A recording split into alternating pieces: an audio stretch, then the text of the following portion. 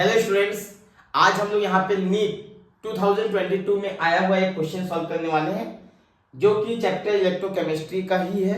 और ये एक कोर कंसेप्ट है जिसके ऊपर से कई बार क्वेश्चन हमारे पास आते हैं।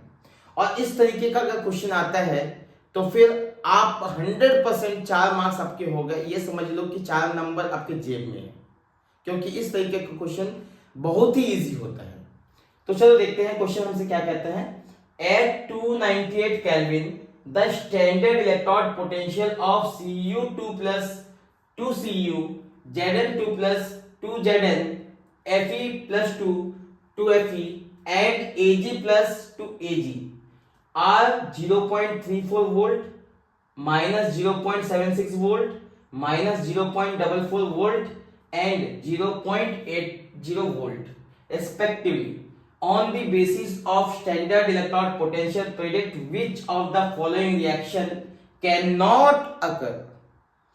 तो इस क्वेश्चन का एक समरी मैं आपको बता देता हूं। देखो मैंने यहाँ पे लिख के रखा है। उसने कहा है Cu कॉपर प्लस 2 आयन से कॉपर बनता है। इसके लिए उसने इलेक्ट्रॉड पोटेंशियल बता के रखा है कि प्लस 0.34 वोल्ट है इसका।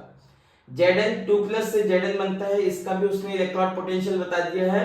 आयरन का भी उसने बता दिया है, Ag का भी बता दिया है। और ये रिएक्शन हमको दिया गया है। इस रिएक्शन में से आपको कौन सा रिएक्शन फिजिबल नहीं है, जो नहीं हो सकता, उसके बारे में पूछा गया है। तो देखो बेटा, इसके लिए एक शॉर्ट ट्रिक मैं बता देता हूँ। सबसे पहले तो ये समझ लो कि किसका ऑक्सीडेशन हो रहा है, किसका रिडक्शन हो रहा है। तो यहाँ पे अगर मैं देखूं तो यहाँ पे जो कॉपर है उसका ऑक्सीडेशन स्टेट कितना है, +2। रिएक्टेंट साइड आपको देखना है +2 है, और ये जिंक का जो है 0 है। यहाँ पे भी कॉपर +2 है, और यहाँ पे आयरन जो है 0 है। यहाँ पे आयरन जो है वो +2 है, और यहाँ पे जिंक जो है वो 0 है। यहाँ पे कॉपर +2 है, और यहाँ पे Ag जो है वो 0 है। तो हमको फोकस क्या करना है, हमको फोकस करना है किसका ऑक्सीडेशन हो रहा है, किसका रिडक्शन हो रहा है। तो जो आयन दिख रहा है उसका रिडक्शन हो रहा है, जो यहाँ पे आयंस दिख रहे हैं उनका रिडक्शन हो रहा है, और जो यहाँ पे हमारे पास मेटल्स दिख रहे हैं उनका ऑक्सीडेशन हो रहा है। क्लियर सबको, क्योंकि ये Ag जो है वो यहाँ से यहाँ बनेगा। सिमिलरली Zn जो है वो यहाँ से यहाँ बन रहा है, Fe जो है वो यहाँ से यहाँ कन्वर्ट हो रहा है, जिंक जो है वो यहाँ से यहाँ कन्वर्ट हो रहा है। ओवरऑल मैं अगर बात करूं तो यहाँ पे रिडक्शन पोटेंशियल जिसका ज्यादा होगा उसका ऑक्सीडेशन नहीं होगा।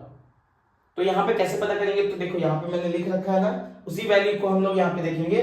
जैसे इसका रिडक्शन पोटेंशियल कितना दिख रहा है, 0.34। इसका रिडक्शन पोटेंशियल कितना दिख रहा है, -0.76। इसका रिडक्शन पोटेंशियल कितना है, -0.44। इसका रिडक्शन पोटेंशियल कितना है, +0.80। तो मैं आपको एक शॉर्ट ट्रिक बताता हूं जिससे आपको इस तरीके के क्वेश्चन सॉल्व करने बहुत इजी हो जाएंगे। आपको मेन थीम पकड़ के चलना है कि किसका ऑक्सीडेशन हो रहा है, किसका रिडक्शन हो रहा है, और दूसरा क्वेश्चन हमसे क्या कहना चाहता है। क्वेश्चन कहना चाहता है कि कौन सा रिएक्शन नहीं होगा, यानी कि हमारा जो वैल्यू है वो कैसा आना चाहिए, पॉजिटिव आना चाहिए, तब जाके फिजिबल होता है। अगर हमारा वैल्यू नेगेटिव आ जाता है तो इसका मतलब वो रिएक्शन फिजिबल नहीं है। तो हम लोग क्या करेंगे, सिंपल सा इस पे एनालिसिस करेंगे और हमारा आंसर आ जाएगा। तो पहला क्वेश्चन में देखो, ये रिडक्शन पोटेंशियल इसका और इसका, इन दोनों में से किसका रिडक्शन पोटेंशियल ज्यादा होना चाहिए। तो डेफिनेटली जो आयन है उसका रिडक्शन पोटेंशियल ज्यादा होना चाहिए, जो मेटल है उसका रिडक्शन पोटेंशियल कम होना चाहिए। तो यहाँ पे कंपैरिजन करते हैं कॉपर और जिंक का। तो कॉपर का कितना है बेटा, 0.434 है, और जिंक का कितना है, -0.76। तो कॉपर का ज्यादा होना चाहिए, जो आयन है उसका ज्यादा होना चाहिए, और जो मेटल है उसका कम होना चाहिए। तो यहाँ पे देखो बिल्कुल ये फिजिबल है, क्योंकि इसका देखो ये ज्यादा है और ये कम है, तो ये बिल्कुल फिजिबल है। सिमिलरली आगे देखते हैं, कॉपर +2 है, इसका आयन है और इसका मेटल है। तो आयन का ज्यादा होना चाहिए, मेटल का कम होना चाहिए। तो आयन का कितना है, 0.34, और यहाँ पे माइनस में दिया है 0.44, यानी कि इसमें भी अपन देख रहे हैं कि जो कॉपर जो आयन है उसका जो है ज्यादा है, और जो यहाँ पे आयरन है उसका कम है। उसके बाद अगला देखते हैं FeSO4 से जिंक। तो Fe का देखो पहले कितना दिया हुआ, Fe का -0.44, जिंक का कितना दिया है, -0.76। दोनों में कौन ज्यादा बड़ा वैल्यू किसका है, आयरन का। तो आयरन देखो आयरन की फॉर्म में, ये भी बिल्कुल सही है, ये भी फिजिबल है। लेकिन यहाँ पे देखो अगला जो है कॉपर सल्फेट और Ag में चेक करते हैं। कॉपर सल्फेट का बेटा देखो यहाँ पे कितना है, 0.34, और यहाँ पे Ag का कितना है, +0.80। मतलब इसको आयन होना चाहिए, इसको मेटल होना चाहिए। लेकिन यहाँ पे कैसा है, यहाँ पे ये आयन है और ये मेटल है, Ag को यहाँ पे क्या होना चाहिए था, आयन होना चाहिए था, कॉपर को मेटल होना चाहिए था, तब ये फिजिबल होता।